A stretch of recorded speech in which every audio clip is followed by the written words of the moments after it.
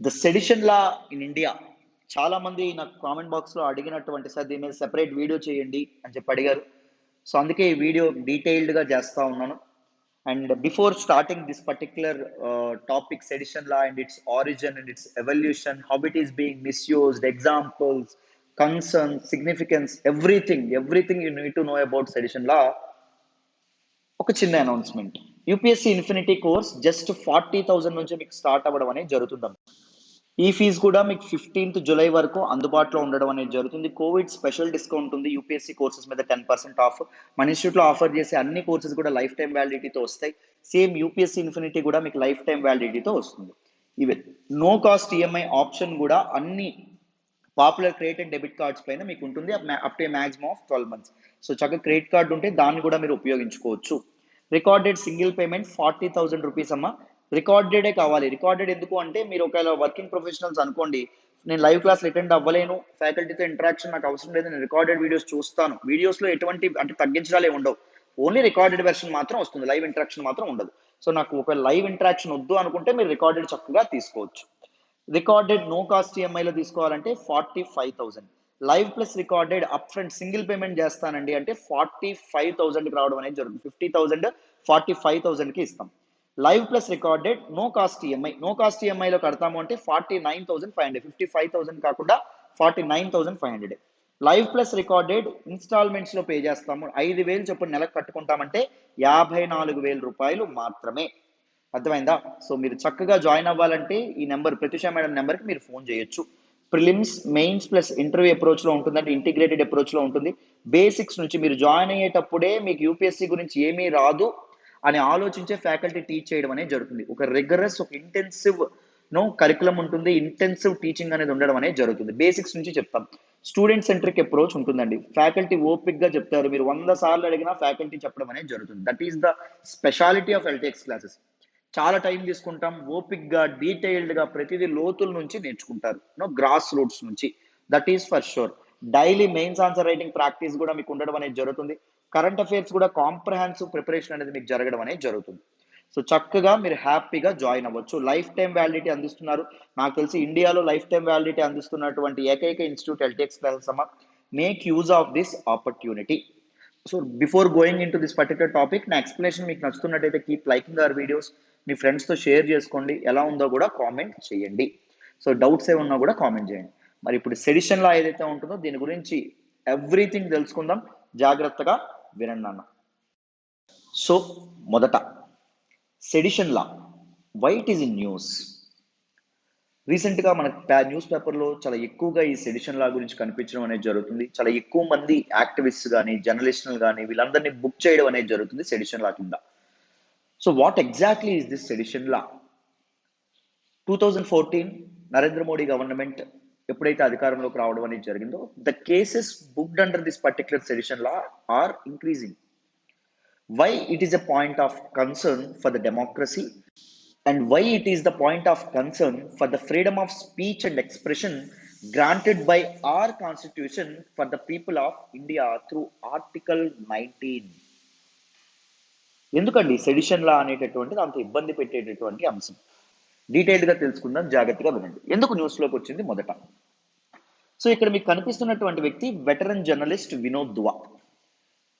So last year 2020లో ఎప్పుడైతే COVID-19 cases అనేవి పెరుగుతున్నాయో, మనకి లాక్డౌన్ అనేది అనౌన్స్ చేయడం అనేది జరిగిందో, మైగ్రెంట్ వర్కర్స్ చాలా ఇబ్బందులు పడ్డారు.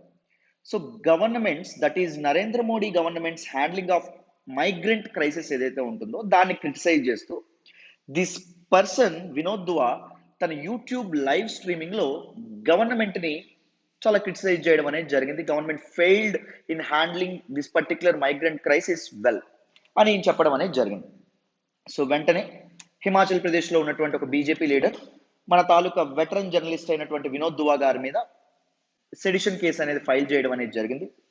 రీసెంట్ గా సుప్రీంకోర్టు దాని గురించి తీర్పు చెప్తూ ఈ సెడిషన్ కేసు ఏదైతే ఉంటుందో ఈయన మీద బుక్ చేసినటువంటి కేసుని కొట్టివేయడం అనేది జరిగింది.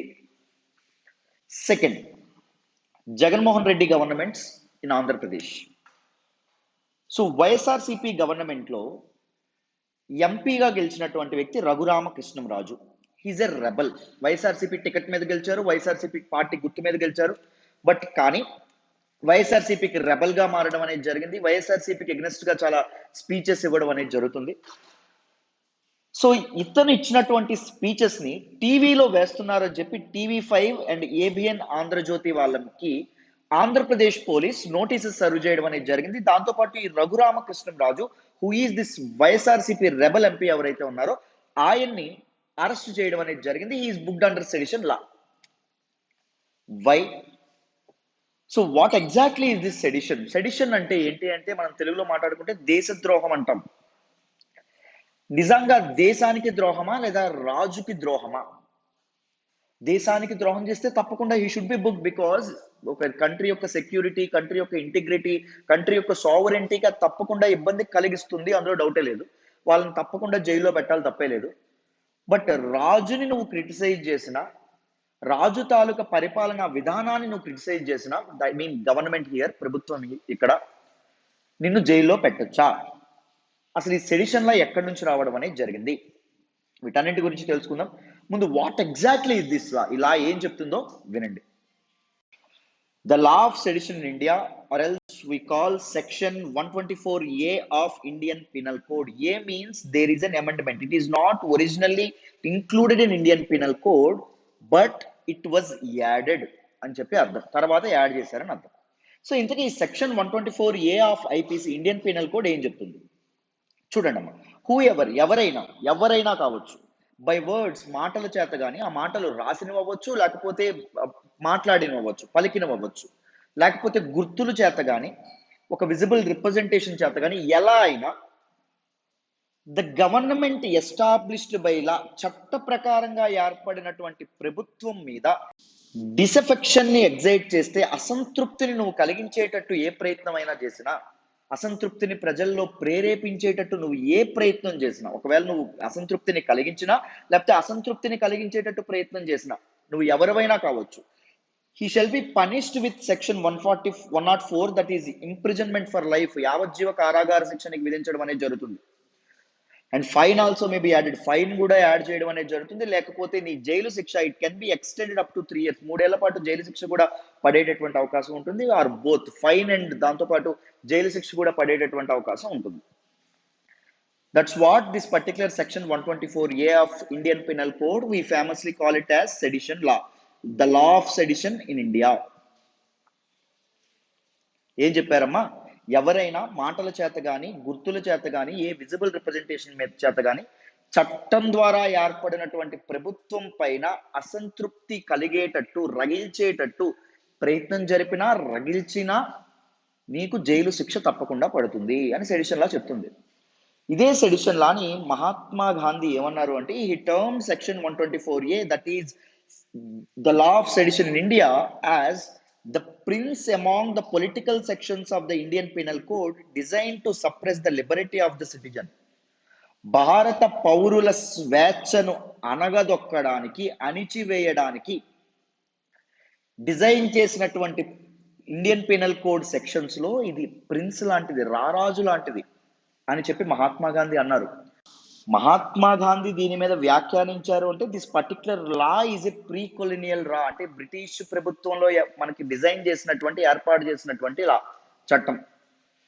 సో ఇంతకీ సెడిషన్ లా సెక్షన్ 124A అనేటటువంటిది ఎలా ఆరిజినేట్ అవ్వడం అనేది జరిగింది, what is its evolution, detailed గా తెలుసుకుందాం, జాగ్రత్తగా వినండి. Look at the gentleman that you are seeing over here. He is Thomas Babington Macaulay. He's very famous for his Macaulay Minute. Macaulay Minute is on education, Indian education system. భారతీయులకు కూడా English విద్య, ఆంగ్ల విద్యా బోధన జరగాలి అని చెప్పి suggest చేసినటువంటి వ్యక్తి. త్రూ హిజ్ మెకాలే మినిట్ ద్వారా ఈయన సజెస్ట్ చేయడం అనేది జరిగింది. తర్వాత ఆంగ్ల విద్య భారతదేశంలోకి రావడం అనేది జరిగింది. భారతీయులు ఇంగ్లీష్ను చదువుకోవడం అనేది స్టార్ట్ చేశారు. ఇప్పటికీ మనం అదే ఇంగ్లీష్ మాట్లాడుకోవడం కానీ, అదే ఇంగ్లీష్లో పాఠాలు చెప్పుకోవడం కానీ జరుగుతుంది. So under Charter Act of 1833, British established the first law commission. మొదటి లా కమిషన్ ఎస్టాబ్లిష్ చేయడం అనేది జరిగింది during the British Raj, under the leadership of, under the presidentship of lord Macaulay. Lord Macaulay అధ్యక్షతన మొదటి లా కమిషన్ ని ఏర్పాటు చేయడం అనేది జరిగింది. And this person lord Macaulay designed IPC for India, Indian penal code అనేది డిజైన్ చేయడం అనేది జరిగింది. అంటే ఏ ప్రకారంగా భారతీయులకు శిక్షలు పడాలి, భారతీయ శిక్షా స్మృతి అనేది ఎలా ఉండాలి అని చెప్పి ఈయన ఏం చేశాడు, ఐపీసీని డిజైన్ చేయడం అనేది జరిగింది. సో ఒక డ్రాఫ్ట్ ఐపీసీ ఏదైతే ఉంటుందో, ఇండియన్ పీనల్ కోడ్ ఏదైతే ఉంటుందో, ఇది 1837 1837లో కంప్లీట్ అయింది. But British never implemented that particular Indian penal code, implement చేయాల భారతీయుల మీద. Then happened the great revolt of 1857, 1857 సిపాయిల తిరుగుబాటు, సిపాయి మిటిని అవ్వడం అనేది జరిగింది. So the first war of independence అని కూడా అంటారు. ఆల్మోస్ట్ బ్రిటిష్ గవర్నమెంట్ ఏదైతే ఉంటుందో, బ్రిటిష్ సామ్రాజ్యం ఏదైతే ఉంటుందో, అది భారతదేశం నుంచి తుడిచిపెట్టుకుపోవడం అనేది జరిగింది ఆఫ్టర్ దిస్ 1857 సిపాయి మిటిని. మీ అందరికీ తెలిసిన విషయం. సో అక్కడి నుంచి బ్రిటిష్ వాళ్ళు ఒళ్ళు దగ్గర పెట్టుకొని పనిచేయడం మొదలుపెట్టారు. భారతీయులంటే భయం మొదలైంది బ్రిటిష్ వాళ్ళకి. సో మన తాలూకా ఈస్ట్ ఇండియా కంపెనీ ఏదైతే ఉంటుందో, east India company out after 1857 revolt and the direct rule of crown rule అనేది భారతదేశంలో ఎస్టాబ్లిష్ అవ్వడం అనేది జరిగింది. And to suppress these particular agitations and మరి ఇంకొకసారి 1857 రివోల్ట్ లాంటివి రిపీట్ అవ్వకూడదు అనేటటువంటి ఉద్దేశంతో అర్జెంట్ గా ఐపీసీ, లార్డ్ మెకాలే డిజైన్ చేసినటువంటి ఐపీసీ ఏదైతే ఉంటుందో, ఇండియన్ పీనల్ కోడ్ ఏదైతే ఉంటుందో, అది 1860లో ఇంప్లిమెంట్ చేయడం అనేది జరిగింది.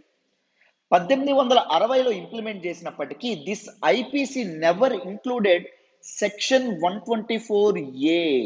అంటే ఈ సెడిషన్ లా అనేది అప్పటి వరకు ఇంక్లూడ్ అవ్వలేదు.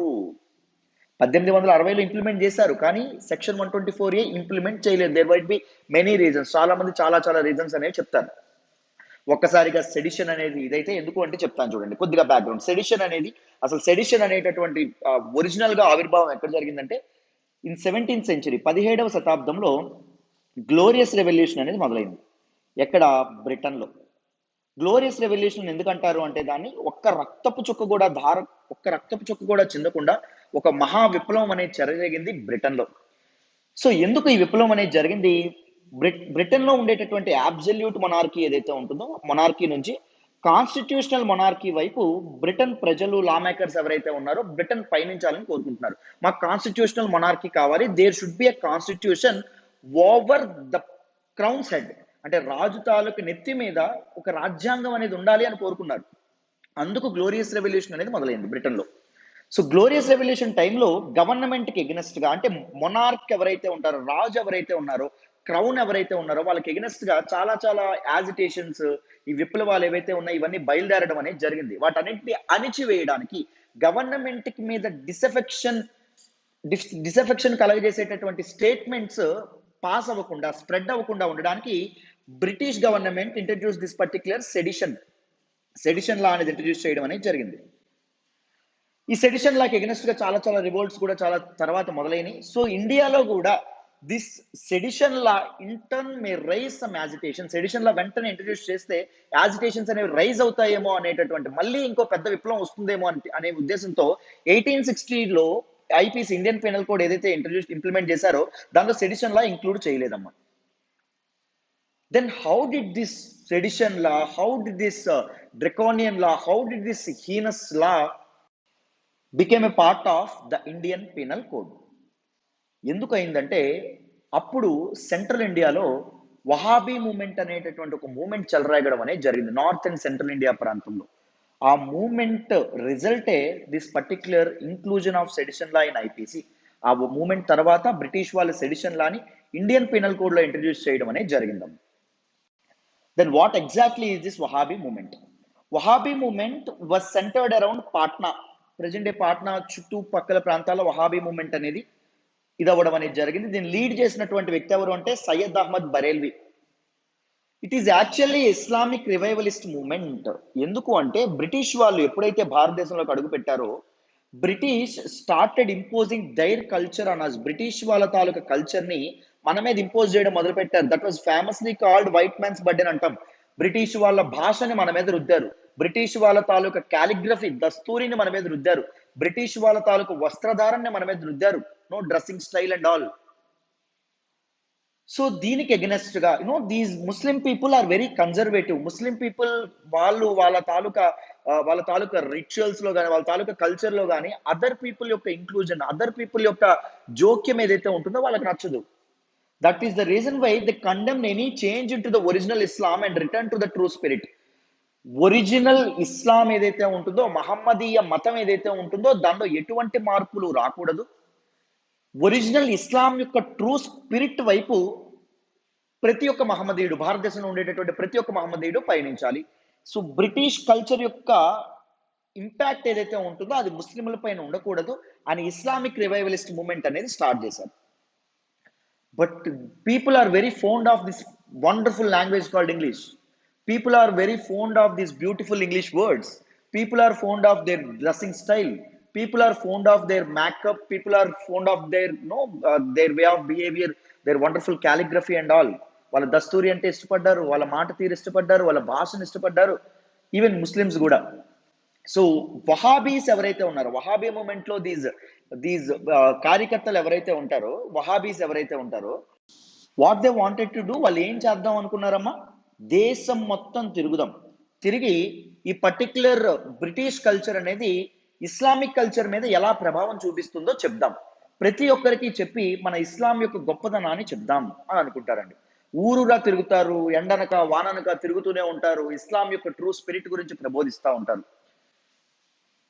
దెన్ వాళ్ళ తాలూకా మాటల నుంచి న్యూ కాన్సెప్ట్ కాల్డ్ నేషనలిజం అనేది పెరుగుతూ ఉంటుంది. నేషనలిజం అంటే ఏంటండి? నేషనలిజం జాతీయవాదం అంటాం. It is belongingness to one nation. మేమంతా భారతీయులం, మేమంతా ఒక మతస్థులం, మేమంతా భారతదేశానికి చెందిన వాళ్ళం అనేటటువంటి భావనకి ఇది ఆజ్యం పోస్తుంది. అనేటటువంటి భావనకి నేషనలిజం అనేటటువంటి కాన్సెప్ట్ బిల్డ్ అవ్వడానికి క్యాటలిస్ట్ గా దిస్ వహాబీ మూమెంట్ అనేది ఉంటుంది. సో బ్రిటిష్ వాళ్ళంటనే జాగ్రత్త పడ్డారు. సో వహాబీ మూమెంట్ అర్జెంట్ గా ఇది చేయాలి. ఎవరైతే బ్రిటిష్ కల్చర్ కి ఎగనెస్ట్ గా, బ్రిటిష్ గవర్నమెంట్ కి ఎగనెస్ట్ గా ఎవరైతే ఈ మాటలు చెప్తున్నారో ఊరూరా తిరిగి, వాళ్ళని అర్జెంట్ గా స్టాప్ చేయాలి. That is the reason why as a consequence of this particular Wahhabi movement 1870లో 1870లో ఇండియన్ పీనల్ కోడ్ లో సెక్షన్ 124A ఏదైతే ఉంటుందో ఇది ఇంట్రడ్యూస్ చేయడం అనేది జరిగింది. సెడిషన్ లా అనేది మొదటిసారి ఇంక్లూడ్ చేయడం అనేది జరిగింది. This is how sedition law became a part of the Indian penal code. Right now sedition law అనేది ఎందుకోసం యూజ్ చేసింది British government? So two important cases on Bal Gangadhar Tilak and Mahatma Gandhi తెలుసుకుందాం, జాగ్రత్తగా వినండి. సో మొదట బాల Gangadhar Tilak, an extremist leader of Indian freedom struggle from Bombay presidency. Tilak పేరు చెప్తే Bombay presidency మొత్తం ఊగిపోయేది. పూణే దాని చుట్టూ పరిసర ప్రాంతాలు ఏవైతే ఉన్నాయో తిలక్ మాట్లాడితే ఆయన ఏం చెప్తే అది చేసేవాళ్ళు. ఆయన మాటే వాళ్ళకు వేదంలా పనిచేయడం అనేది జరిగింది. He's a nationalist, independence activist, దాంతోపాటు టీచర్, దాంతోపాటు జర్నలిస్ట్. సో బాల గంగాధర్ తిలక్ని సెడిషన్ లా కింద బుక్ చేయడం అనేది జరిగింది. ఎప్పుడు అంటే 1897లో. ఎందుకు అంటే he was charged with sedition for exciting disaffection through an article he published in Kesari. Bal Gangadhar Tilak యొక్క మరాఠీ పత్రిక ఏదైతే ఉంటుందో ఈ పత్రికలో బాల గంగాధర్ తిలక్ కొన్ని ఆర్టికల్స్ అనేవి పబ్లిష్ చేయడం అనేది జరిగింది. ఏ ఆర్టికల్స్ పబ్లిష్ చేశారు అంటే, సో అప్పుడు పూణే ఏదైతే ఉంటుందో బాంబే ప్రెసిడెన్సీలో ఉండేటటువంటి పూణేలో బుబేనిక్ ప్లేగ్ అనేది రావడం అనేది జరుగుతుంది. ప్లేగ్ వ్యాధి అనేది రావడం అనేది జరుగుతుంది. చాలా మంది ప్రాణాలు కోల్పోతారు, చాలా మంది చచ్చిపోతారు. But the British government is not even caring about the flight of the people. భారతీయులు ఎవరైతే ఉన్నారో వాళ్ళ ప్రాణాల గురించి కానీ, లేకపోతే వాళ్ళ గురించి కానీ, వాళ్ళ కష్టాల గురించి కానీ అసలు గవర్నమెంట్ ఆలోచించట్లా. సో అందుకు గవర్నమెంట్స్ హ్యాండిలింగ్ ఆఫ్ ప్లేగ్, ఈ బొబనిక్ ప్లేగ్ ఏదైతే ఉంటుందో దానికి ఎగనెస్ట్ గా మన కేసరిలో మన తాలూకా తిలక్ గారు రాయడం అనేది జరిగిందండి. ఒక ఆర్టికల్స్ పబ్లిష్ చేయడం అనేది జరిగింది. So then Lokmanya he was arrested and imprisoned for 12 months. మొత్తం 18 months శిక్ష విధించడం అనేది జరుగుతుంది, కానీ 12 months కి రిలీజ్ చేయడం అనేది జరుగుతుంది లోకమాన్య తిలక్ని. So just compare it. So in the colonial times when మనం బ్రిటిష్ వాళ్ళ తాలూకా అండర్లో ఉండేటప్పుడు, బానిస సంఖ్యలతో మనం ఉండేటప్పుడు బ్రిటిష్ వాళ్ళు ఏం చేశారు, బ్రిటిష్ వాళ్ళు ఎందుకు తిలక్ ఇది చేశారు, is British handling of plague ని తిలక్ క్రిటిసైజ్ చేసినందుకు చేశారు. Just compare it with the present case of Vinod దువా, వెటరన్ జర్నలిస్ట్. ఈయన ఏం చేశారు, గవర్నమెంట్ యొక్క కోవిడ్ హ్యాండ్లింగ్ నేను క్రిటిసైజ్ చేయడం అనేది జరిగింది, అండ్ ఈ వాజ్ బుక్డ్ అండర్ సెడిషన్ లా. 75 వసంతాల స్వతంత్ర భారతదేశంలో మనం ఎంతవరకు ఉన్నట్టు, ఇంకా బ్రిటిష్ వాళ్ళ తాలూకా అప్రెసివ్ ఇదేదైతే ఉంటుందో, అప్రెసివ్ రిగైమ్ ఏదైతే ఉంటుందో అదే మనం ఫాలో అవుతాం. India claims to be the largest democracy in the world. India claims to be the upholder of civil and political rights, right, for the people, for its citizens. India is upholder of democracy, liberty, freedom. కానీ భారతదేశంలో ఏం జరుగుతుంది, కొలినియల్ times లో British వాళ్ళు ఏ విధంగా అయితే లేచినటువంటి గొంతుని, వ్యతిరేకించినటువంటి గొంతుని అణిచివేయడానికి sedition లా వాడారో, ఇప్పుడున్నటువంటి government కూడా దానికే ఈ సెడిషన్ లాని వాడడం అనేది జరుగుతుంది. గమనిస్తున్నారా? That is the reason why this particular sedition law is a point of concern. That is the reason why people are questioning the existence of this sedition law even after 75 years of our independence. భారతదేశానికి స్వతంత్రం వచ్చిన 75 ఏళ్ల తర్వాత కూడా sedition law ఎందుకు ఉండాలి అని ప్రతి ఒక్కరూ ప్రశ్నిస్తున్నారు. అది రీజన్. నౌ సెకండ్ టైం తిలక్ని ఎప్పుడు ఇది చేశారో చూడండి. 1908 తిలక్ని ఎందుకు సెడిషన్ లా కింద సెంటెన్స్ చేయడం అనేది జరిగిందంటే, he wrote some articles against this particular Bengal partition. 1905 Lord Curzon Bengal partition ని అనౌన్స్ చేయడం అనేది జరుగుతుంది. Bengal was divided into east Bengal and west Bengal. Why? ఎందుకండి బ్రిటిష్ గారు మీరు ఎందుకు బెంగాల్ని విడదీస్తున్నారంటే వాళ్ళు ఏం చెప్పారు, what was the explicit reason mention, బయటకు చెప్పినటువంటి రీజన్ ఏంటి, Bengal was too big to be administered, for administrative convenience, పరిపాలనా సౌలభ్యం కోసం మేము బెంగాల్ని ఈస్ట్ బెంగాల్, వెస్ట్ బెంగాల్ గా విడదీశాము అని చెప్తారు. But what is the implicit reason, నిజమైన కారణం ఏంటి, the British wanted to break the communal harmony of India, communal harmony of the Bengal. బెంగాల్లో హిందూ ముస్లిం యొక్క సఖ్యతను విడదీయడానికి, బెంగాల్ కల్చర్ ఏదైతే ఉంటుందో కోకటి వేలతో సహా దాన్ని పెకలించి వేయడానికి బ్రిటిష్ వాళ్ళు ఏం చేశారు, బెంగాల్ పార్టిషన్ అనౌన్స్ చేయడం అనేది జరిగింది.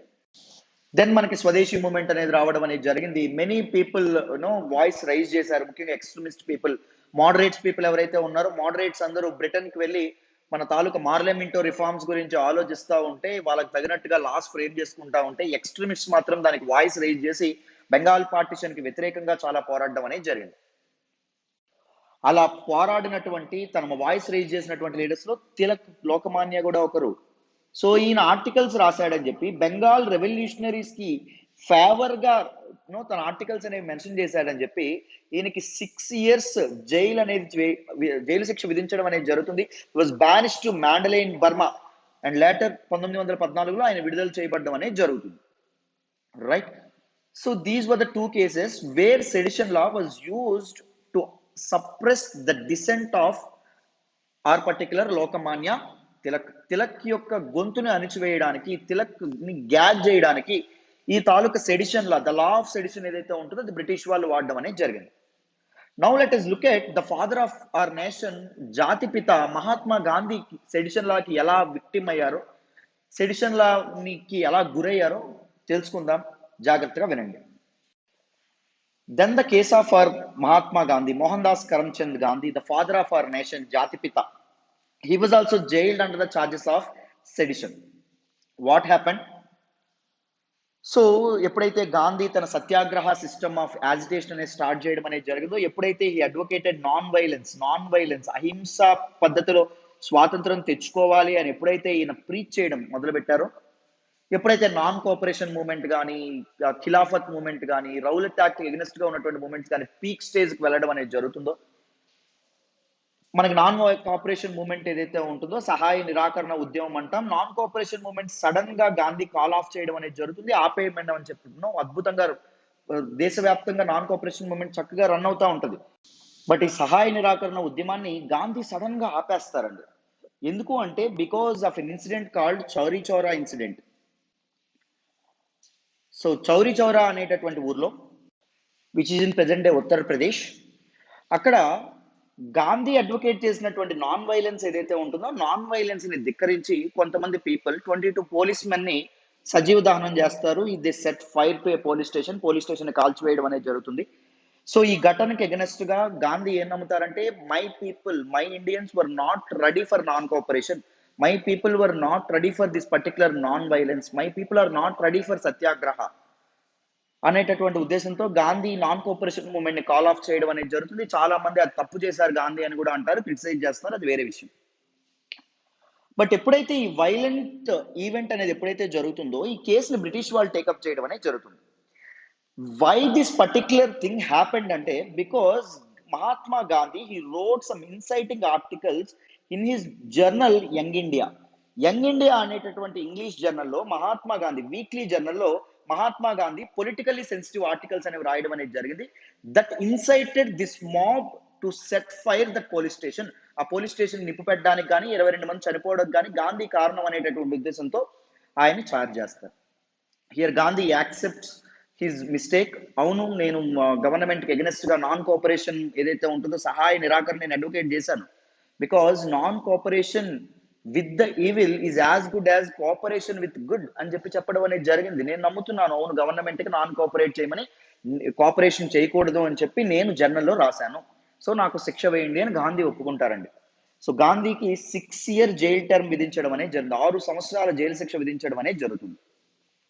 సో 6 సంవత్సరాల జైలు శిక్షలో భాగంగా గాంధీ తన ఆటోబయోగ్రఫీ ఆత్మకథ అయినటువంటి the story of my experiments with truth అనేటటువంటి బుక్ అనేది రాయడం అనేది జరుగుతుంది. సౌత్ ఆఫ్రికాలో ఆయన తాలూకా సత్యాగ్రహ మూమెంట్స్ ఏవైతే ఉన్నాయో వాటన్నింటినీ చెప్తూ, వాటన్నింటినీ డిస్క్రైబ్ చేస్తూ. బట్ 6 years జైలు శిక్ష విధించినప్పటికీ 2 years మాత్రమే గాంధీ జైల్లో ఉంటారు. తర్వాత గాంధీని విడుదల చేయడం అనేది జరుగుతుంది on medical grounds, because he was suffering from appendicitis at the time. So even Mahatma Gandhi was also a victim of this particular heinous Draconian law, that is sedition law. ఇంత హీనమైన ఇంత అప్రెసివ్ లా అయినటువంటి అణిచివేసేటటువంటి ఒక చట్టం ఏదైతే ఉంటుందో ఆ చట్టానికి గాంధీ కూడా బలవడం అనేది జరిగింది, మహాత్మా గాంధీ. అందుకే గాంధీ అంటారు, this particular section 124A, that is the law of sedition, is the prince among all the political laws that were designed to suppress the voice of people యొక్క లిబర్టీని, పీపుల్ యొక్క వాయిస్ ని కంట్రోల్ చేయడానికి బ్రిటిష్ గవర్నమెంట్ తీసుకొచ్చినటువంటి చట్టాలన్నింటిలో కల్లా ఇది రారాజు లాంటిది అని చెప్పి మహాత్మా గాంధీ అనడం అనేది జరిగింది. And again many extremist leader like Lala Lajpat Rai, దాంతోపాటు అరబిందో ఘోష్, ఇలాంటి వాళ్ళందరినీ సెడిషన్ లా కింద బుక్ చేయడం అనేది జరిగింది. They were banish to Mandalay jail in Burma. So British వాళ్ళు మెయిన్ గా ఈ సెడిషన్ లాని ఎందుకు వాడారు? నేషనలిజం అనేటటువంటి భావన భారతదేశంలో పాకకూడదు, అండ్ దాంతోపాటు ఇండియన్ ఫ్రీడమ్ స్ట్రగుల్ అనేది ముందుకు వెళ్ళకూడదు, భారతీయులకి జాతీయవాదం, మేమంతా భారతీయులం అనేటటువంటి భావన భారతీయులకు రాకూడదు అనేటటువంటి ఉద్దేశంతో గవర్నమెంట్ కి వ్యతిరేకంగా, గవర్నమెంట్ ని క్రిటిసైజ్ చేస్తూ ఏ వాయిస్ రైజ్ చేసినా వాళ్ళని ఏం చేసేవాళ్ళు, జైల్లో పెట్టేసేవాళ్ళని. నౌ 1947 భారతదేశానికి స్వాతంత్రం వచ్చింది. సో మనం ఒక రాజ్యాంగాన్ని మనం ఏర్పాటు చేసుకోవడం అనేది జరిగింది. దెన్ ద కాన్స్టిట్యూయెంట్ అసెంబ్లీ, రాజ్యాంగ పరిషత్తు ముందు ఒక క్వశ్చన్ అనేది ఉందండి. ఏంటండి ఆ క్వశ్చన్ అంటే, మరి సెడిషన్ అనేది మన రాజ్యాంగంలో ఉండాలా వద్దా? This particular sedition law constitution లో ఇంక్లూడ్ చేద్దామా వద్దా? ఇది క్వశ్చన్. దానికి కాన్స్టిట్యూయెంట్ అసెంబ్లీలో ఉండేటటువంటి, మన రాజ్యాంగ పరిషత్తులో ఉండేటటువంటి వివిధ రకాల సభ్యులు, మెంబర్స్ ఎవరైతే ఉన్నారో వాళ్ళు ఏం మాట్లాడారో చూడండి. They advocated a constitution without sedition. Sedition law లేకుండా కాన్స్టిట్యూషన్ ని ఏర్పాటు చేయాలి అని చెప్పి అనుకోవడం అనేది జరిగింది. ఎందుకంటే అందరికీ తెలుసు, ఫ్రీడమ్ ఫైటర్స్ ని ఇంప్రిజన్ చేయడానికి ఈ తాలూకా లా ఏదైతే ఉంటుందో, ఈ చట్టం ఏదైతే ఉంటుందో ఇప్పటి వరకు వాడారు. సో భారతదేశానికి స్వాతంత్రం వచ్చింది, మనం పవర్ అనేది పీపుల్ చేతిలో పెడుతున్నాం. India wanted to become a democratic nation, ప్రజాస్వామ్యబద్ధమైనటువంటి దేశంగా భారతదేశం ఎదగాలనుకుంటుంది. సో డెమోక్రసీ అంటే ఏంటి? పీపుల్ కి పవర్ ఇవ్వడం. If you see most of the countries wants to follow this particular political system called democracy. ఎందుకంటే డెమోక్రసీ ఏమిస్తుంది అంటే ఫ్రీడమ్ ఆఫ్ స్పీచ్ ఇస్తుంది, నీకు ఇష్టమైంది మాట్లాడొచ్చు, ఫ్రీడమ్ ఆఫ్ ఎక్స్ప్రెషన్ ఇస్తుంది. నీకు ఇష్టమైంది తెలియపరచొచ్చు. Even it is the criticism on the government, ప్రభుత్వాన్ని విమర్శించైనా నువ్వు మాట్లాడొచ్చు. It is the dissent is the backbone for a democracy. ప్రజలకి నువ్వు పవర్ ఇస్తున్నావు అంటే నోటి ద్వారా, మాటల ద్వారా, నువ్వు పేపర్లో పదాల ద్వారా ఇస్తున్నావా? నిజమైన పవర్ ఎలా ఇవ్వాలి? వాడు ఏది ఇష్టమైతే అది మాట్లాడగలిగేటట్టు, ఏది ఇష్టమైతే అది తెలియపరిచేటట్టు నువ్వు ప్రజల చేతుల్లో ఆ పవర్ని పెడితే that is the true democracy, right? మరి డెమోక్రసీని అప్హెల్డ్ చేయాలంటే freedom of speech and expression ఉండాలి. And these laws like sedition ఏవైతే ఉన్నాయో దూరంగా ఉండాలి. That is clear. అంతే కదమ్మా. చూడండి, అందుకోసం అని చెప్పి one of the member, Congress leader and one of the members of this constituent assembly K Munshi, ఈయన ఏం చెప్తారు అంటే కాన్స్టిట్యూంట్ అసెంబ్లీలో there should be no room for sedition independent India. స్వతంత్ర భారతదేశంలో సెడిషన్ అనేటటువంటి పదం వినడానికే లేదు. సెడిషన్ అనేటటువంటి పదం, దేశద్రోహం అనేటటువంటి పదం వినడానికే లేదు, వినిపించకూడదు అని చెప్పి ఈయన చెప్పడం అనేది జరుగుతుంది. He argued that democratic government, ప్రజాస్వామ్యబద్ధంగా ఏర్పడినటువంటి ప్రభుత్వంలో క్రిటిసిజం ఆఫ్ గవర్నమెంట్, ప్రభుత్వానికి సద్విమర్శ ఏంటి, దాంతోపాటు incitement which would undermine the security of order on which civilised life is based. Sedition ఏంటి, గవర్నమెంట్ని సద్విమర్శ చేయడం ఏంటి, గవర్నమెంట్ని పడగొట్టడానికి చేసే వ్యాఖ్యలు ఏంటి, వీటి మధ్య క్లియర్ డిస్టింక్షన్ అనేది ఉండాలి. Sedition should be omitted. Sedition అనేటటువంటి పదం ఉండకూడదు కాన్స్టిట్యూషన్ లో. సెడిషన్ అనే దాన్ని మనం ఇంక్లూడ్ చేయకూడదు. Next, one of the Sikh leaders he is Bhupinder Singh Mann. He is the key founding leaders. ఈయన ఏం చెప్పడం అనేది జరుగుతుందంటే sedition not finding a place in the constitution anymore. భారత రాజ్యాంగంలో సెడిషన్ కి ప్లేస్ లేదు అని ఈయన కూడా చెప్పడం అనేది జరుగుతుంది. ఈస్ట్ పంజాబ్ ని రిప్రజెంట్ చేస్తున్నటువంటి మన తాలూకా భూపీందర్ సింగ్ మన్ ఎవరైతే ఉన్నారో కాన్స్టిట్యూంట్ అసెంబ్లీలో, ఆయన ఏం చెప్తారు అంటే సెడిషన్ ని కాన్స్టిట్యూషన్ లో ఇంక్లూడ్ చేయడానికి ఎగనెస్ట్ గా ఆయన ఓట్ వేయడం అనేది జరుగుతుంది. Sedition shouldn't be included in the constitution, అది ఆయన చెప్పడం అనేది జరుగుతుంది. Next is an interesting case of Seth Govind Das. He is the speaker of the constituent assembly. రాజ్యాంగ పరిషత్కి స్పీకర్ గా ఆయన పనిచేయడం అనేది జరిగింది. ఈయన కూడా సెడిషన్ మీద మాట్లాడతాడు. యాక్చువల్లీ సేత్ గోవింద్ దాస్ యొక్క ఫ్యామిలీ ఎవరైతే ఉన్నారో the family members are pro monarchy. British Raj ఏదైతే ఉంటుందో వాళ్ళకి సపోర్ట్ గా ఉండడం అనేది జరిగింది. బ్రిటిష్ గవర్నమెంట్ నుంచి చాలా గ్రాంట్స్ తీసుకున్నారు, చాలా జాగీర్స్, చాలా ల్యాండ్స్ అనేవి తీసుకోవడం అనేది జరిగింది బ్రిటిష్ క్రౌన్ నుంచి. చాలా టైటిల్స్ ఏవైతే ఉన్నాయో టైటిల్స్ అనేవి తీసుకోవడం అనేది జరిగింది.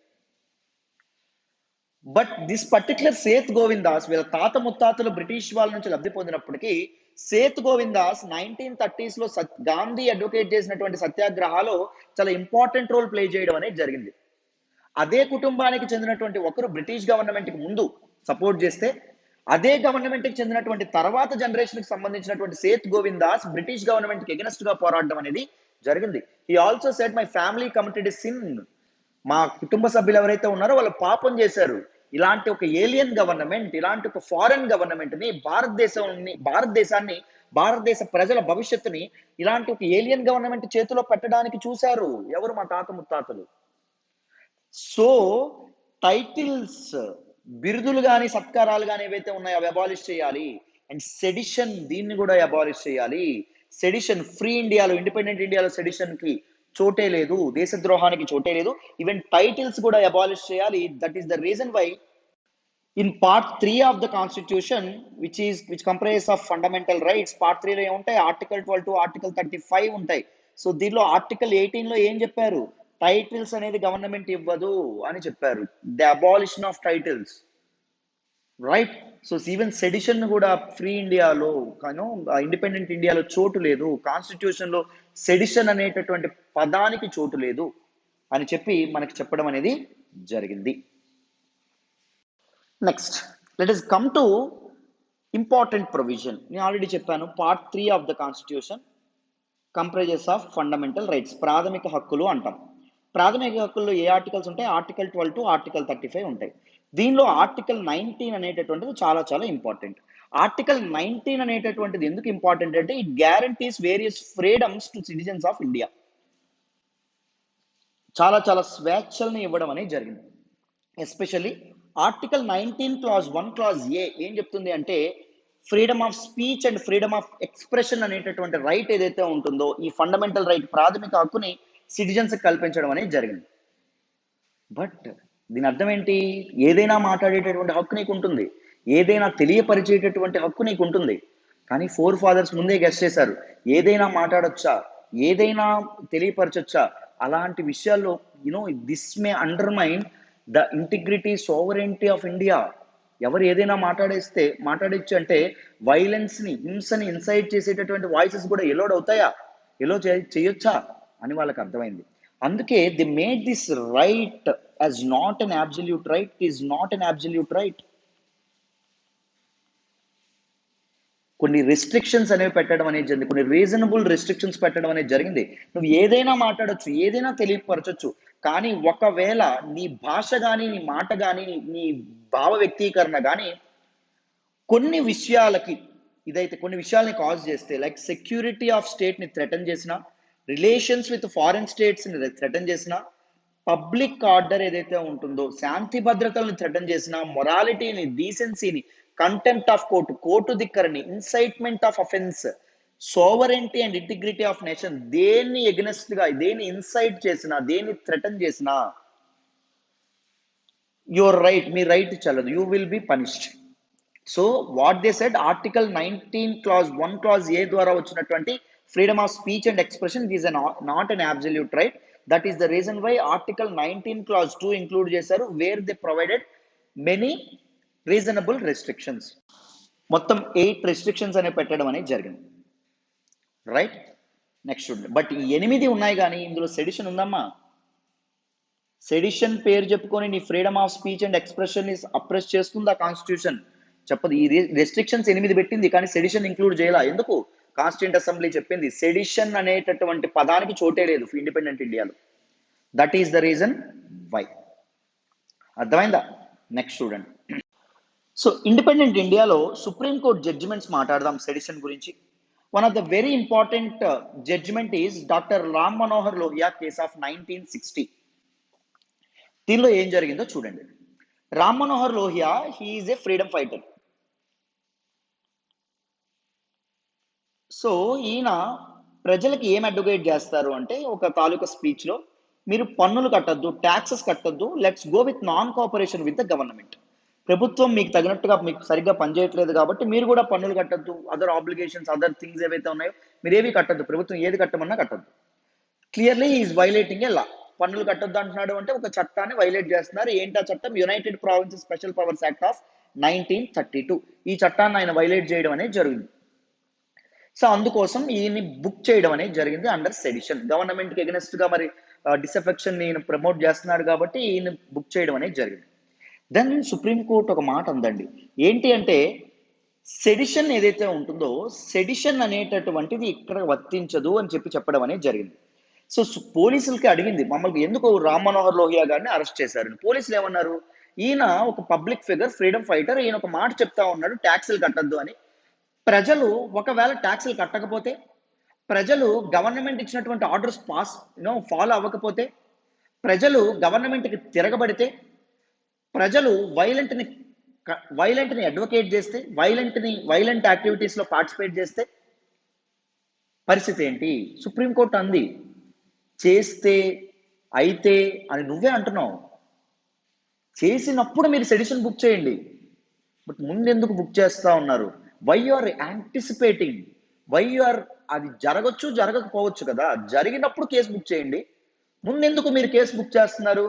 So this will not come under sedition అని చెప్పి మన తాలూకా ఇదేదైతే ఉంటుందో సుప్రీంకోర్టు ఏదైతే ఉంటుందో దిస్ పర్టికులర్ రామ్ మనోహర్ లోహియా కేసులో చెప్పడం అనేది జరిగింది. And many other judgments, many high courts, regional high courts కూడా సెడిషన్ అనేది ఏంటి అని చెప్పడం అనేది జరిగింది. సెడిషన్ లానికి ఎగనెస్ట్ గా తమ జడ్జిమెంట్స్ అనేవి చాలా ఇవ్వడం అనేది జరిగింది. Then came the Kedarnath sedition ruling. Very very important. Recent గా చాలా ఎడిటోరియల్స్ లో మీరు దీని గురించి చదివే ఉంటారు. చాలా చాలా ఇంపార్టెంట్ కేస్ ఆఫ్ 1962. ఏం జరిగిందో మొత్తం చెప్తాను, జాగ్రత్తగా వినండి. This particular Kedarnath Singh, he is a member of forward communist party. Communist పార్టీకి చెందినటువంటి వ్యక్తి ఫ్రమ్ బీహార్. ఈయన ఒక పబ్లిక్ ర్యాలీలో పార్టిసిపేట్ చేస్తూ 1953లో అప్పుడున్నటువంటి కాంగ్రెస్ గవర్నమెంట్ ఏదైతే ఉంటుందో దానికి ఎగెనిస్ట్ గా చాలా మాటలు మాట్లాడడం అనేది జరుగుతుంది. He use a word called dogs for CBI officers. CBI వాళ్ళని కుక్కలు అంటాడు. ఇంకో మాట ఏం మాట్లాడతారు అంటే, మనం చాలా కష్టపడి బ్రిటిష్ వాళ్ళ నుంచి స్వాతంత్రం తెచ్చుకున్నాం, బట్ దిస్ కాంగ్రెస్ గూండాస్ ఎవరైతే ఉన్నారో they are still ruling us. So it is the time మనం కాంగ్రెస్ గవర్నమెంట్ ని పడగొట్టాలి. Present government is a rule of lathis, bullets and violence. Congress government lathis, bullets తో వాయిస్ ని అప్రెస్ చేయాలని చూస్తా ఉంది. We believe in revolution which will come, and in the flame of which capitalists, jamindars, Congress leaders will be reduced to ashes, and on their ashes will be established a government of poor and the downtrodden people of India. ఏమంటాడు? ఒక విప్లవం అనేది చెలరేగాలి. ఆ విప్లవం Congress leaders ని, communist leader కదా, capitalist people ఎవరైతే ఉన్నారో, జమీందారులు ఎవరైతే ఉన్నారో వాళ్ళని కాలి బూడిద చేయాలి. వాళ్ళ బూడిదల మీద on the remains of them పేదవాళ్ళ ప్రభుత్వం ఒకటి ఏర్పడాలి, బడుగు బలహీన వర్గాల ప్రభుత్వం ఒకటి ఏర్పడాలి. కాంగ్రెస్ గవర్నమెంట్ ఏదైతే ఉంటుందో they are just like goondas. So please వాళ్ళని బయటకు పారద్రోలండి. ఒక బడుగు బలహీన వర్గాలకు సంబంధించిన ఒక ప్రభుత్వాన్ని ఏర్పాటు చేయండి అని ఒక ఫియర్స్ఫుల్ స్పీచ్ అనేది ఈయన ఇవ్వడం అనేది జరుగుతుంది 1953. బీహార్ పోలీస్ అరెస్ట్ చేస్తారు. తర్వాత మన తాలూకా కేదార్నాథ్ సింగ్ సుప్రీంకోర్టులో తన పిటిషన్ ఏదైతే ఉంటుందో అది పెట్టుకుంటారు. సుప్రీంకోర్టు దగ్గర కేసు వస్తుంది. సుప్రీంకోర్టు అడుగుతుంది, ఏమని అడుగుతుంది? సో ఎందుకు అరెస్ట్ చేశారు అని అడుగుతుంది. అప్పుడు పోలీసులు ఏం చెప్తారు? ఇలాంటి వైలెన్స్ అనేది ఏర్పాటు చేశారు అని చెప్తారు. వైలెన్స్ ఫియర్స్ఫుల్ స్టేట్మెంట్స్ ఏవైతే ఉన్నాయో స్టేట్మెంట్స్ మన కేదార్నాథ్ సింగ్ ఇచ్చారు అని చెప్తారు. అప్పుడు సుప్రీంకోర్టు ఏం చెప్తుంది అంటే, yes, sedition law is constitutional. సెడిషన్ లాని అప్హెల్డ్ చేయడం అనేది జరుగుతుంది. సెడిషన్ లా ఉండాలి అని చెప్తుంది. బట్ సెడిషన్ లా యొక్క యూసేజ్ మీద మిస్యూజ్ అవ్వకుండా, సెడిషన్ లాని మిస్యూజ్ చేయకుండా కొన్ని ఇంపార్టెంట్ ఇంటర్ప్రిటేషన్స్ కూడా ఇవ్వడం అనేది జరుగుతుంది. ఏం చెప్పిందో రూలింగ్ లో చూడండి. In the landmark 1962 Kedarnath Singh case, the Supreme Court upheld the constitutional validity of sedition law. Sedition law అనేది ఉండాలి. It attempted to restrict its scope of for misuse. Upheld చేసినప్పటికీ అది మిస్యూజ్ అవ్వకుండా దాని స్కోప్ ని restrict చేయడం అనేది జరిగింది. కోర్టు ఏం చెప్పింది అంటే, unless accompanied by an incitement or call of violence, criticism of government cannot be labeled sedition. ప్రభుత్వాన్ని విమర్శించినంత మాత్రాన నువ్వు దేశద్రోహం చేయట్లేదు. ఒకవేళ నువ్వు హింసని ఇన్సైట్ చేస్తే, హింసని ప్రేరేపించావు అనుకో, హింసాత్మక ఘటనలకి నువ్వు పిలుపునిస్తున్నావు అనుకో, అప్పుడు నీది సెడిషన్ అవుతుంది, దేశద్రోహం అవుతుంది. Until or unless your speech is accompanied by incitement or a call of violence, mere criticism on the government, ప్రభుత్వం మీద జస్ట్ నువ్వు విమర్శ చేసినంత మాత్రాన నువ్వు సెడిషన్ కింద రాదు. ఇంకొక మాట ఉంది, even you use strongly worded comments, గట్టిగా ఘాటైన మాటలు నువ్వు మాట్లాడిన ప్రభుత్వాన్ని తిడుతూ, అది సెడిషన్ కింద రాదయ్యా. అంటిల్ ఆర్ అన్లెస్ వైలెన్స్ నువ్వు ఇన్సైట్ చేస్తే తప్ప, if you call for violence నువ్వు పిలుపునిస్తే తప్ప. A citizen has a right to say or write whatever he likes about the government or its measures. ప్రభుత్వ పరిపాలన విధానం గురించి కానీ, ప్రభుత్వం గురించి కానీ, ప్రభుత్వం తీసుకున్నటువంటి చర్యల గురించి కానీ ఒక భారత పౌరుడు ఎవరైనా కావచ్చు, ఏవైనా రాయొచ్చు, ఏవైనా మాట్లాడొచ్చు, ఎలా అయినా విమర్శ చేయొచ్చు, అందులో సందేహమే లేదు. అంటిల్ ఆర్ అన్లెస్ ఆయన పీపుల్ని వైలెన్స్కి ఇన్సైట్ చేయకపోతే, పీపుల్కి హింసాత్మక ఘటనలో పార్టిసిపేట్ చేయండి అంటేనే సెడిషన్ అవుతుంది. పబ్లిక్ ఆర్డర్ని ఆయన పబ్లిక్ డిజార్డర్కి ఆయన కారణం అయితే, శాంతి భద్రతలకు ముప్పు వాటిల్లైతే మాత్రం సెడిషన్ లా కింద బుక్ చేయొచ్చు. బట్ ఇలాంటి జస్ట్ ఒక గవర్నమెంట్ విమర్శ మాత్రం అవ్వదు. India being the largest democracies in the world, India should upheld freedom of speech and expression. India should upheld the right to dissent of people. వ్యతిరేకత తెలియపరిచేటటువంటి హక్కుని భారతదేశం నిలబెట్టాలి. అప్పుడే భారతదేశం వర్ధిల్లుతుంది, భారతదేశం ప్రాస్పర్ అవుతుంది, భారత ప్రజలు సుభిక్షంగా ఉంటారు. సుప్రీంకోర్టు మాట్లాడడం అనేది జరుగుతుంది. ఎప్పుడమ్మా? కేదార్నాథ్ సింగ్ కేసు ఏదైతే ఉంటుందో ఈ కేసులో. Next important case Balwant Singh versus state of Punjab case 1995. చాలా చాలా important. So who is this Balwant Singh? He is a Sikh radicalist fighter అండి. 1984లో 1984లో ఎప్పుడైతే ఇందిరాగాంధీ అసాసినేషన్ అనేది అవ్వడం అనేది జరుగుతుందో, by her Sikh bodyguards ఎప్పుడైతే చంపేస్తారో, చంపేసిన తర్వాత చండీగఢ్లో దిస్ పర్టికులర్ బల్వంత్ సింగ్ అనేటటువంటి ఆయన కొన్ని ఇంపార్టెంట్ స్లోగన్స్ చేస్తారు. ఖలిస్తాన్ జిందాబాద్ అని, రాజ్ కరేగా Khalsa, only the believer shall rule, only the Sikh people shall rule, Hindustan నున్ పంజాబ్ చోన్ కద్కే చెడాంగే, హున్ మౌకా ఆయా హై రాజ్ కాయం కరందా, we will drive Hindus out of Punjab, Punjab నుంచి హిందువుల్ని బహిష్కరిస్తాం, now is the chance to establish are rule, మా ప్రభుత్వాన్ని మేము ఏర్పాటు చేసుకుంటాం, ఖలిస్తాన్ జిందాబాద్. ఖలిస్తాన్ అంటే సెపరేట్ సిక్ నేషనలిస్ట్ మూమెంట్ అండి, ఖలిస్తాన్ మూమెంట్. సో దాన్ని ఇన్వోక్ చేయడం అనేది జరిగింది. సో ఈయన ఎప్పుడైతే ఈ మాటలు మాట్లాడడం అనేది జరిగిందో వెంటనే ఏం చేశారు, ఈయన్ని అరెస్ట్ చేయడం అనేది జరిగింది. మరి సుప్రీంకోర్టు సెడిషన్ లా కింద బుక్ చేయడం అనేది జరిగింది. సుప్రీంకోర్టు ఏం చెప్పింది అంటే పోలీసుల మీద గట్టిగా మాట్లాడిందండి. అంత మెచ్యూరిటీ లేకుండా, సెన్సిటివిటీ లేకుండా ఎలా ఉంటారండి? How you can be insensible sorry, ఎలా ఉంటారు?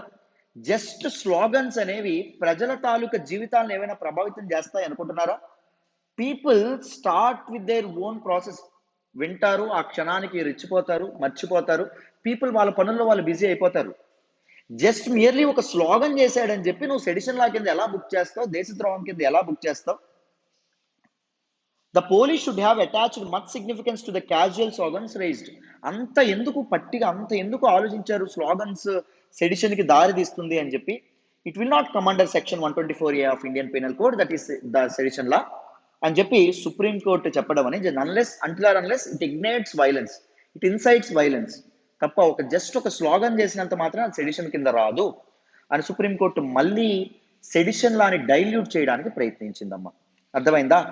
నెక్స్ట్ చూడండి, very important case, Shreya Singhal versus union of India 2015. Very very important. So ఈ కేసు గురించి మాట్లాడాలంటే ముందు మనం section 66A of IT act 2000 గురించి మాట్లాడాలి. So section 66A of IT act 2000 ఏం చెప్తుందో చూడండి. When a person who sends by means of a computer resource or a communication device any information that is grossly offensive and has menacing character, or any information which he knows to be false but the purpose of causing annoyance, inconvenience, danger, obstruction, insult, injury, criminal intimidation, enmity, hatred, by using a electronic device, that might be mobile అవ్వచ్చు, your iPhone or your OnePlus, your mobile phone ఏదైనా అవ్వచ్చు, లేకపోతే your iPad, లేకపోతే your laptop, లేకపోతే your computer, ఏదైనా అవ్వచ్చు. దేని ద్వారా కానీ నువ్వు ఏదైనా మెసేజ్ పాస్ చేస్తే, ఎలాంటి మెసేజ్ అంట? హ్యాట్రెడ్ కలగజేసేటటువంటిది, ఒకరికి ఎనాయ్ చేసేటటువంటిది, ఇన్కన్వీనియన్స్ కలగజేసేటటువంటి మెసేజ్ అనేది నువ్వు పెడితే you will be booked under, you will be booked for sure. నీ మీద కేసు అనేది పెట్టడం అనేది జరుగుతుంది under this particular section 66A of IT act 2000. So what happen? 2012 Shiv Sena party యొక్క ఇంపార్టెంట్ లీడర్ బాల్ ఠాక్రే చనిపోవడం అనేది జరిగింది. శివసేన యాక్టివిస్ట్ ఎవరైతే ఉన్నారో దే అనౌన్స్డ్ బంద్, ఒక బంద్ వాళ్ళు అనౌన్స్ చేయడం అనేది జరిగింది. సో ఒక ఒక సోషల్ యాక్టివిస్ట్ తన ఫేస్బుక్ లో ఒక పోస్ట్ పెట్టారు. ఏం పోస్ట్ పెట్టారు అంటే, how can this particular government, Maharashtra government can announce a bandh on this particular on the death of merely a politician. ఒక పొలిటీషియన్ చనిపోయినందుకు అసలు బంద్ ఎందుకు అనౌన్స్ చేశారు అని చెప్పి పోస్ట్ పెట్టారు. పోస్ట్ పెడితే ఒకరు లైక్ కూడా చేశారు, ఆ పోస్ట్ని ఒకరు లైక్ కూడా చేయడం అనేది జరిగింది. Then what happen? సో అది ఎవరికి ఇన్కన్వీనియన్స్ అండ్ అనాయన్స్ ఏదైతే ఉంటుంది ఎవరికి కలిగించింది అంటే శివసేన యాక్టివిస్ట్ ఎవరైతే ఉన్నారో వాళ్ళకి కలిగించడం అనేది జరిగింది. వాళ్ళ అభిమాన పొలిటికల్ లీడర్, రాజకీయ నేతని ఆ అమ్మాయి అలా అంత మాట అనేసేటప్పటికి ఆయన ఏమైనా పెద్ద ఇదా, ఆయన చనిపోతే ఎందుకు బంద్ అనౌన్స్ చేయాలి అనేసేటప్పటికి వీళ్ళకి చాలా ఇన్కన్వీనియన్స్ అండ్ అనాయన్స్ రావడం అనేది జరిగింది. అనాయిగా ఫీల్ అయ్యారు. సో వెంటనే వీళ్ళని ఏం చేశారు అంటే కేసు బుక్ అయింది వాళ్ళిద్దరి మీద. ఎవరైతే పోస్ట్ పెట్టారో, ఎవరైతే లైక్ చేశారో వాళ్ళని అరెస్ట్ చేయడం అనేది జరిగింది. దెన్ శ్రేయా సింఘాల్, ఏ లా స్టూడెంట్, ఈ అమ్మాయి ఈ పర్టిక్యులర్ డెసిషన్ కి ఎగనెస్ట్ గా కేసు వేయడం అనేది జరిగింది సుప్రీంకోర్టులో. సుప్రీంకోర్టు 2015లో తన తీర్పు చెప్తూ section 66A of IT act 2000 ఏదైతే ఉంటుందో దాన్ని రిపీల్ చేయడం అనేది జరిగింది, దాన్ని కొట్టివేయడం అనేది జరిగింది. సో ఎలా అవుతుంది? నీకు ఇన్కన్వీనియన్స్ కలిగించినంత మాత్రం అందరికీ ఇన్కన్వీనియన్స్ కలిగించినట్ట? ఇప్పుడు మీకు ఎగ్జాంపుల్ చెప్తాను చూడండి. వైఎస్ఆర్సీపీ ఉంది, లేకపోతే టీడీపీ ఉంది. ఇద్దరు 2 పార్టీస్ ఉన్నాయి. YSRCP political leader, veteran leader మీ అందరికీ తెలుసు, డాక్టర్ వైఎస్ రాజశేఖర రెడ్డి గారు. ఈయన గురించి ఒకరు పోస్ట్ పెట్టారు తిడుతూ, ఒక టీడీపీ వ్యక్తి. అది ఎవరికి నచ్చదు? వైఎస్ఆర్సీపీ వాళ్ళకి నచ్చదు. వైఎస్ఆర్సీపీ వాళ్ళకి నచ్చినంత మాత్రాన అందరికీ నచ్చకపోవడం అనేది ఉంటుందా? TDP people will celebrate that post. అంటే ఒకరికి కరెక్ట్ అయినది వేరే ఒకరికి కరెక్ట్ అవ్వకపోవచ్చు. ఒకరికి మంచి అయినది ఒకరికి ఇన్కన్వీనియంట్ అయినది అందరికీ ఇన్కన్వీనియంట్ అవ్వకపోవచ్చు. So on which basis you can label a particular post or label a particular message that is inconvenient or annoying అని చెప్పి సుప్రీంకోర్టు ఘాటుగా స్పందించి 66A ఆఫ్ ఐటీ యాక్ట్ ఏదైతే ఉంటుందో దీన్ని కొట్టివేయడం అనేది జరిగింది. అండ్ 2 ఇంపార్టెంట్ వర్డ్స్ మధ్య డిఫరెన్స్ అనేది చూపించడం అనేది జరిగింది. That is one is advocacy and రెండవది incitement. Advocacy is legal, you can advocate anything, but incitement you cannot incite. Advocacy చెప్తాను చూడండి. మనం ఒక విప్లవం మొదలు పెట్టాలి, నువ్వు చెప్పొచ్చు, దానిలో ఏం తప్పులేదు.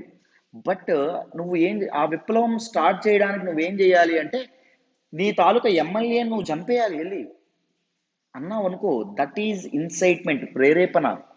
అది నువ్వు చేయకూడదు. You can advocate is okay, it comes under freedom of speech and expression, but you cannot incite violence అని మరొక్కసారి శ్రేయా సింగల్ కేసులో, one of the very famous case, ఈ కేసులో మనకి సుప్రీంకోర్టు అనేది చెప్పడం అనేది జరిగింది.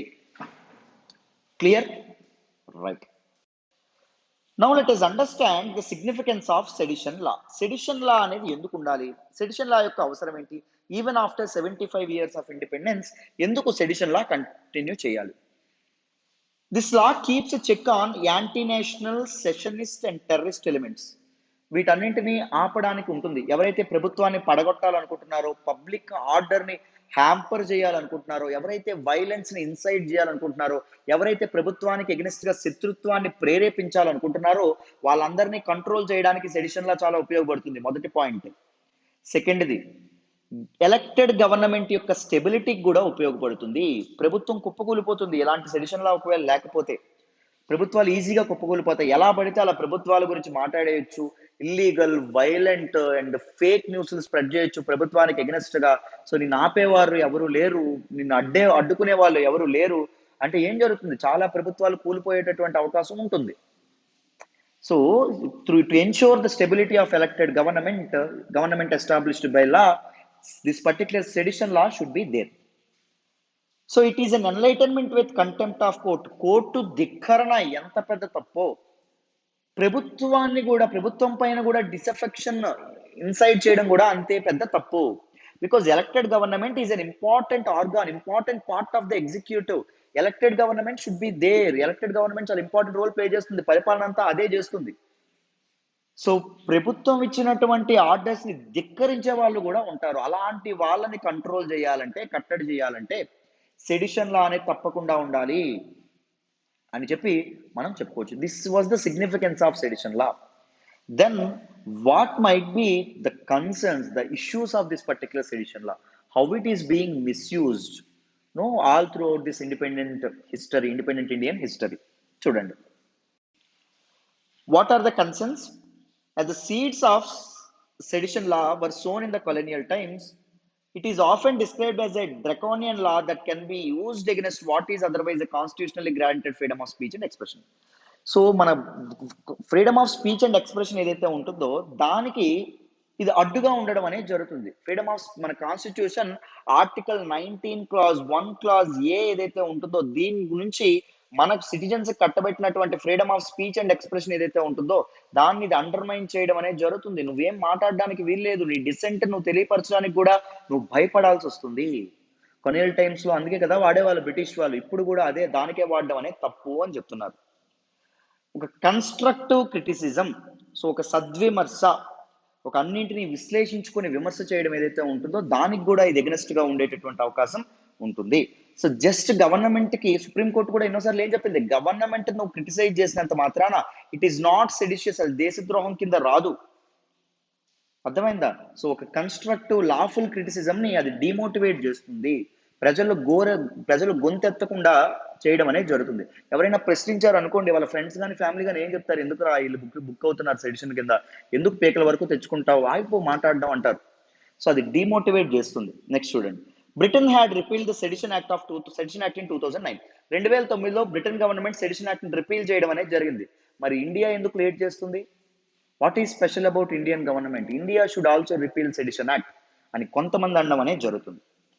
To penalise the offender of disrupting public order, IPC and unlawful activities prevention act of 2009 have provisions that can take care of punishments. So public order ఏదైతే ఉంటుందో, శాంతి భద్రతల సమస్యలు తీసుకొచ్చేటటువంటి వ్యక్తుల్ని అరెస్ట్ చేయడానికి కానీ వాళ్ళ మీద శిక్ష విధించడానికి కానీ ఇండియన్ పీనల్ కోడ్ లో చాలా సెక్షన్స్ ఉన్నాయి. అండ్ దాంతోపాటు ఉవాపా, అన్లాఫుల్ యాక్టివిటీస్ ప్రివెన్షన్ యాక్ట్ ఏదైతే ఉంటుందో అది కూడా ఉండడం అనేది జరిగింది. మరి స్పెషల్ గా ఈ సెడిషన్ ఎందుకు? మిస్యూజ్ చేయడానికా? ఇంకా కంటిన్యూ చేస్తున్నారు. Governments, the flooring and floating governments ఏవైతే ఉన్నాయో, ఫ్లేరింగ్ గవర్నమెంట్స్ ఏవైతే ఉన్నాయో, every government is advocating this particular sedition law. ఎందుకు? గవర్నమెంట్ ని ప్రశ్నించే వాళ్ళ తాలూకు గొంతు నొక్కడానికా అని చెప్పి మనకి ఇక్కడ అడగడం అనేది జరిగింది. ఉన్నాయి కదా ఆల్రెడీ యాక్ట్స్ అనేవి, ఇంకా సెడిషన్ లా ఎందుకు అని అడుగుతున్నారు. And India's ratification of the International Covenant on Civil and Political Rights in 1979 should be seen as a right step towards acknowledging freedom of expression. So 1979లో International Covenant of Civil and Political Rights. So this is a Magna Carta of civil and political rights in the world, all throughout world. Citizens కి కొన్ని civil and political rights ఉండాలి అని చెప్పి దీన్ని తీసుకురావడం అనేది జరిగింది. దానికి ఇండియా సిగ్నేటరీగా కూడా ఉంది, ఇండియా రాటిఫై కూడా చేయడం అనేది జరిగింది. సో మరి ఇండియా అది రాటిఫై చేసినప్పుడు one of the very important political right అనేటువంటి ఫ్రీడమ్ ఆఫ్ ఎక్స్ప్రెషన్ ఏదైతే ఉంటుందో అది కలిగించకుండా, ఫ్రీడమ్ ఆఫ్ ఎక్స్ప్రెషన్ కి థ్రెట్ అయినటువంటి, ఫ్రీడమ్ ఆఫ్ ఎక్స్ప్రెషన్ ని చెక్ పెట్టేటటువంటి, ఫ్రీడమ్ ఆఫ్ ఎక్స్ప్రెషన్ ని కంట్రోల్లో పెట్టేటటువంటి దిస్ హీనస్ సెడిషన్ లా ఏదైతే ఉంటుందో దాన్ని ఎందుకు కంటిన్యూ చేయడం అనేది జరుగుతుంది? సెడిషన్ లాని మిస్యూజ్ చేసేటటువంటి అవకాశం ఉంది.